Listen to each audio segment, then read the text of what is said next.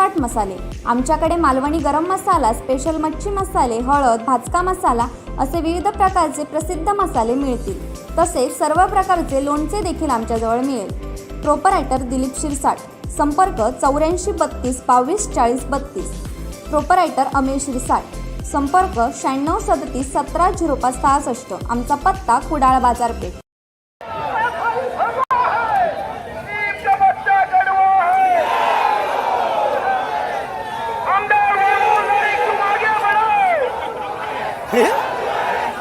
काय म्हटलं नाही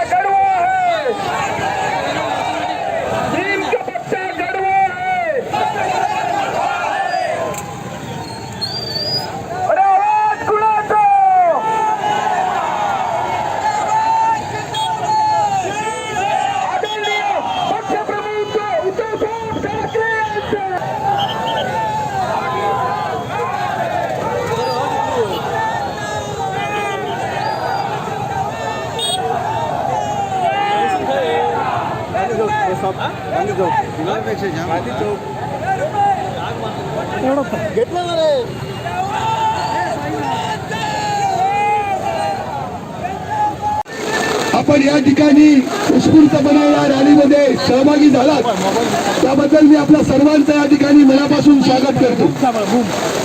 या जिल्ह्याचे संपर्क प्रमुख आदरणीय हरिभाई दुधवडकर, या जिल्ह्यातला तरुण तडफदार लोकप्रिय आमदार वैभव नाईक, या जिल्ह्याचे जिल्हा प्रमुख संजयजी पडते, जिल्हा बँकेचे माजी अध्यक्ष सतीशजी सावंत, अतुलजी रावराणे, शरदजी परब, विक्रांत सावंत, आमचे तालुका प्रमुख रुपेश राहुल, सर्व उपस्थित मान्यवर आणि पत्रकार बंधू, खरं तर मी सर्वप्रथम आमदार वैभव नाईक यांचं या ठिकाणी मनापासून कौतुक करतो, अभिनंदन करतो की मी त्यांचा एकनाथ शिंदे बरोबर त्यांचे असलेले संबंध मी स्वतः पाहिलेले आहेत। मी या सगळ्या घटनेचा साक्षीदार आहे।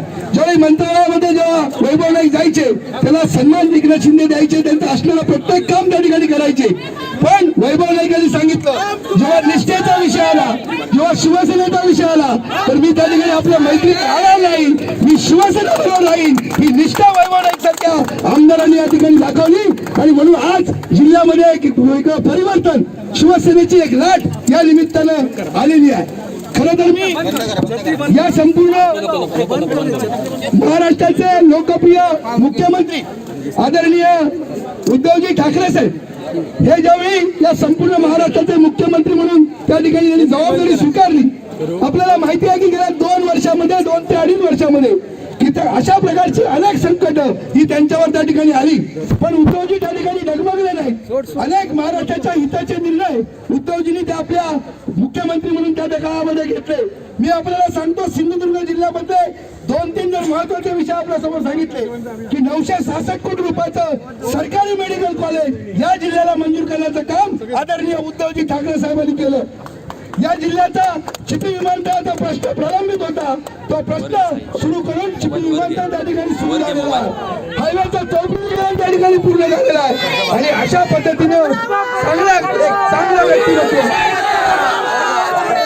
या राज्याचं नेतृत्व त्या ठिकाणी करताय. आणि म्हणून शिवसेनेचा उद्धवजीनं फार मोठा वेगळा झाला. त्याला त्या ठिकाणी आपल्या शिवसेनेच्या आमदारांनी त्यांच्या पाठीमागे खंजीर खुपसला, विश्वासघात केला. आणि म्हणून त्यावेळी उद्धवजींनी सांगितलं की ज्यावेळी वर्षावर वैभव नाईक होते, 27 आमदार वर्षावर होते, सगळेजण सांगत होते या सगळ्या आमदारांना तुम्ही आपल्या ताब्यामध्ये ठेवा. पण त्या ठिकाणी उद्धवजींनी सांगितलं ज्यांना जायचं असेल त्यांनी खुशाल जावा. मी त्या ठिकाणी पुन्हाही शिवसेना शिवसैनिकांच्या जीवावर बाळासाहेब ठाकरेंच्या विचारावर उभी करेन हा विचार उद्धवजींनी व्यक्त केला. मला सत्तेचा हव्यास नाही, मला सत्तेचा मोह नाही. ज्यावेळी मुख्यमंत्री पद अविश्वास ठराव किंवा ज्या पद्धतीने शिवसैनिक आमदारांनी विश्वासघात केला त्यावेळी वर्षा बंगला हे शासकीय निवासस्थान मुख्यमंत्र्यांचं उद्धवजींनी सोडलं. पण मुख्यमंत्र्यांच्या वर्षा ते मातोश्री या सगळ्या प्रवासामध्ये मोठ्या संख्येने शिवसैनिक उपस्थित होते. या महाराष्ट्रातली जनता उभी होती.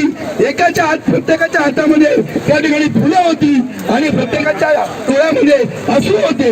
आणि तेच अश्रू हे उद्याच्या काळामध्ये या ठिकाणी शिवसेनेची शक्ती ठरणार आहे. आणि म्हणून उद्धवजींसारखा मुख्यमंत्री होणे नाही अशा प्रकारचं संपूर्ण महाराष्ट्रातल्या जनतेचं मत आहे. खरं तर ज्या दीपक केसरकरांना ज्यांनी या मतदारसंघामध्ये थंड दहशतवाद जोपासला आणि प्रत्येक वेळी संधी साधूपणानं त्या ठिकाणी 3 वेळा त्या मतदारसंघाचे आमदार झाले. पण या मतदारसंघातल्या आमदार होत असताना त्यांनी शिवसेनेबरोबर आज विश्वासघात केलेला आहे, गद्दारी केलेली आहे. आपण प्रवक्ते होतो, आपण मागे त्यामुळे कडव्यापणानं मी कसा एकनाथ शिंदेचा समर्थक आहे हा दाखवण्याचा आपण प्रयत्न करतात. पण आपण एकनाथ शिंदेबद्दल बोला, जर माझ्या शिवसेनेबद्दल आणि जर माझ्या उद्धव साहेबांबद्दल आपण कसं बोलाल तर त्या ठिकाणी शिवसैनिक हे थोडीच तर उत्तर दिल्याशिवाय राहणार नाही अशा प्रकारचं वातावरण या ठिकाणी आहे. आणि म्हणून या पुढच्या काळामध्ये शिवसैनिकांच्या जोरावर या मतदारसंघाचा जो आमदार असेल हा भविष्यातला आमदार हा शिवसेनेचा असेल. आणि दीपक केसरकरांना शिवसेनेच्या माध्यमातून पर्याय त्या ठिकाणी आपण उभा करू. आणि खऱ्या अर्थानं या रॅलीच्या माध्यमातून आपण आज उद्धवजींच्या नेतृत्वावर ठाम विश्वास दाखवलेला आहे, शिवसेनेवर विश्वास दाखवलेला आहे. अशाच पद्धतीने आपण पुढचा वाटचाल आपण करूया. येणारे दिवस हे त्या ठिकाणी शिवसेनेचे असतील.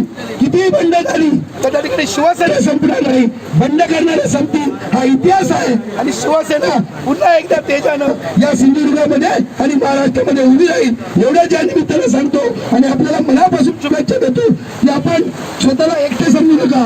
महाराष्ट्रातली कर्मी शिवसेना ही आपल्या पाठीमागे आहे. या जिल्ह्यातलं सर्व नेतृत्व हे प्रत्येक शिवसैनिकाच्या मागे आहे. आणि जी जबाबदारी आहे ती स्वीकारा आणि त्या ठिकाणी शिवसेना उभी करा. पुन्हा एकदा मी वैभव नाईकांचं मनापासून कौतुक करतो की आपण शिवसेनेवर आणि उद्धवजींवर विश्वास दाखवली त्याबद्दल आपलं कौतुक करतो आणि या ठिकाणी थांबतो. जय हिंद, जय महाराष्ट्र.